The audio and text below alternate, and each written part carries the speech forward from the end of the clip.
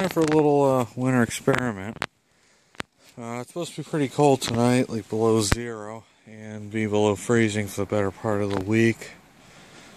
So what I'm going to do here is I have this old Briggs horizontal engine that's been sitting out in the yard for years now. It's seized. I don't even remember what was originally wrong with it, but it's useless to scrap at this point. So what I'm going to do is I'm going to fill it up as much as I can with water without it spilling out to like the breather or something. And I'm also going to fill little spaces in the cylinder with water as well. Cap it all off. And come back tomorrow and see what happens. Should split it open or do something cool, I hope. But only one way to find out, so. Funnel here. Just gonna fill it with some water. It's slightly warm so it would get in there without freezing immediately. And I'll check back in tomorrow and see what happens. So it's been about 24 hours since I filled that engine. Let's see if anything happened.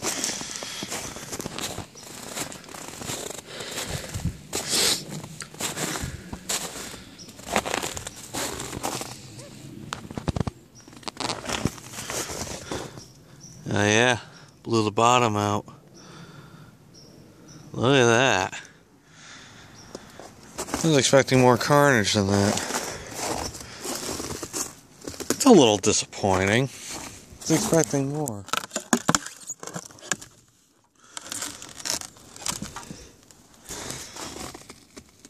Yep. That's one way to open the crankcase. Ugh. All that sludge in there.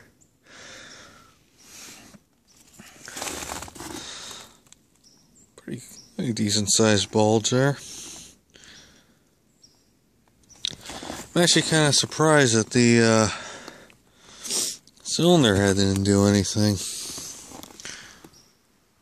Actually very surprised. I mean, I figured something, with the crankcase was going to split, but yeah, the head would have popped too as I filled that as well.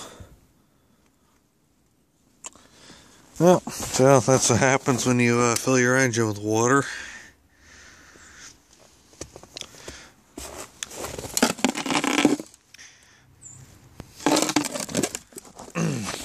Yep.